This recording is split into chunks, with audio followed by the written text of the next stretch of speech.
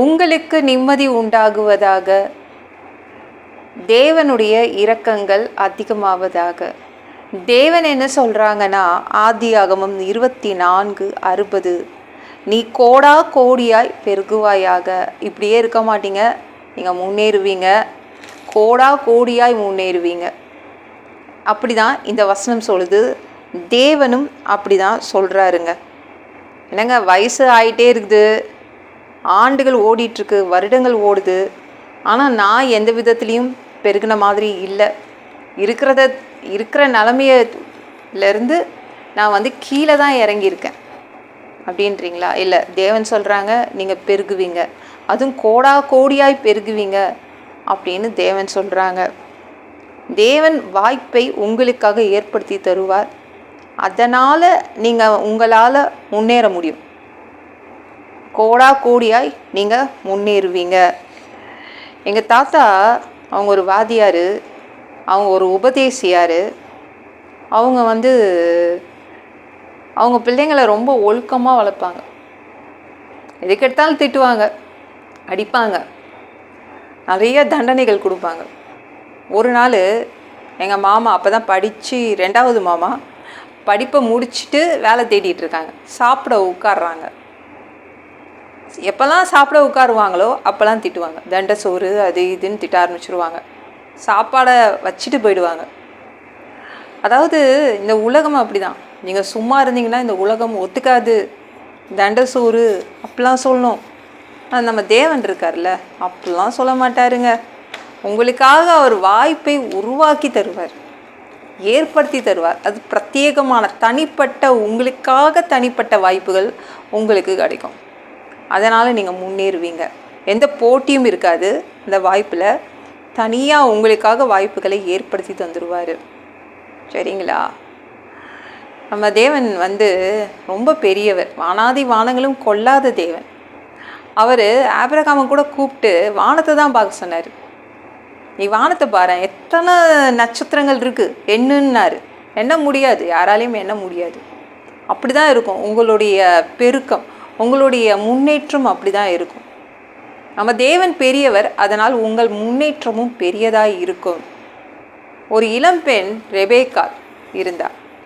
அவள் வீட்டுக்கும் கிணத்துக்கும் எவ்வளோ தூரம்னு தெரியல. அது கடினமான வேலை. எவ்ரிடே சாயங்காலம் தண்ணி எடுத்து ஊற்றணும்.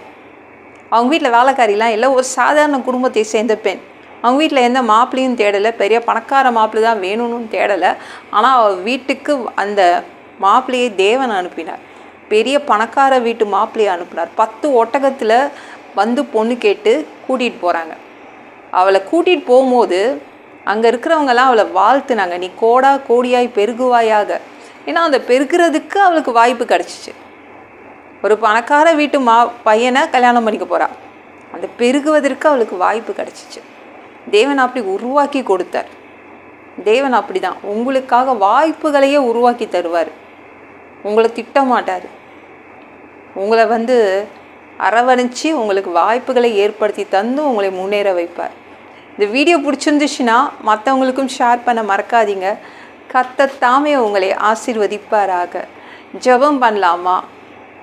அன்பு பிதாவே, உங்கள் பிள்ளைங்க உங்கள் பாதத்தில் வந்திருக்காங்கப்பா. சாமி இரக்கம் செய்யுங்க, இறங்குங்க அப்பா. உங்கள் பிள்ளைங்க கோடா கோடியாய் பெருகுவாங்க, முன்னேறுவாங்க. வாய்ப்புகளை நீங்கள் ஏற்படுத்தி தருவீங்க. எல்லாம் பொல்லாத பிசாசுகள், ஏவல்கள், மந்திரங்கள், தற்கொலை ஆவிகள், பயத்தின் ஆவிகள், பலவீனப்படுத்துகின்ற ஆவிகள் எல்லாம் இயேசு என்ற பெயரினை கொண்டு துரத்துகிறேன். ஓடிப்போ. உங்கள் பிள்ளைங்களை இரத்த கோட்டிக்குள் மறைச்சிக்கோங்க. பரிசுத்த ஆவியால் நிரப்புங்க. ஞானஸ்நானம் எடுக்கணும், ரட்சிப்பீராக. இயேசுவின் காயப்பட்ட தழும்புகளால் எல்லா வியாதிகளும், எல்லா பலவீனங்களும், கேன்சர் போன்ற வியாதிகளும் சரியாகுவதாக. மரணப்படுக்கைகள் சரியாகுவதாக. பரம்பரை வியாதிகள் சரியாகுவதாக. மனிதனாக பிறந்தா ஜீவ புஸ்தகத்தில் பேர் இருக்கணும். அப்படி இல்லைன்னா அந்த மனிதனை பிடிச்சி நரகத்தில் தள்ளிடுவீங்க. தீ எரிகிற இடத்துல எப்படி போய் வாழ்கிறது? பரலோகத்துக்கு வர்றதுக்கு தான் ஆசைப்படுறோம். அடித்து உதச்சி திருத்தி எங்களை பரலோகத்துக்கே அனுப்பிடுங்க. கழுவப்படாத பாவங்கள் எங்ககிட்ட இருந்துச்சுன்னா உங்கள் ரத்தத்தை கொண்டு கழுவி எங்களை பரலோகத்துக்கே அனுப்பிடுங்கப்பா. எந்த ஒரு இமை பொழுது நீங்கள் வருவீங்கன்னு இயேசுவை வணங்கி வணங்கி காத்துட்ருக்கோம். சுத்தமாக வாழ்ந்து வாழ்ந்து காத்துட்ருக்கோம். அந்த இமை பொழுதில் உங்களுக்கு ஒப்பான உடம்பு எங்களுக்கு கொடுக்கப்படும். அதை பெற்றுக்கொண்டு மதியவானத்தில் உங்களை சந்திக்க வருவோம். அந்த தருணத்தை இழந்துடக்கூடாதுப்பா. ஒரு மனிதனால் பரிசுத்தமாக வாழ்றது கூடாத விஷயம். அதற்கும் உங்கள் உதவி கேட்டு தான் நாங்கள் நிற்கிறோமாப்பா. 7 வருடம் அந்தி கிறிஸ்து ஆட்சியில் விட்டுட்டு போயிடாதீங்க. பிசாசு நடத்தும் ஆட்சியில் விட்டுட்டு போயிடாதீங்க.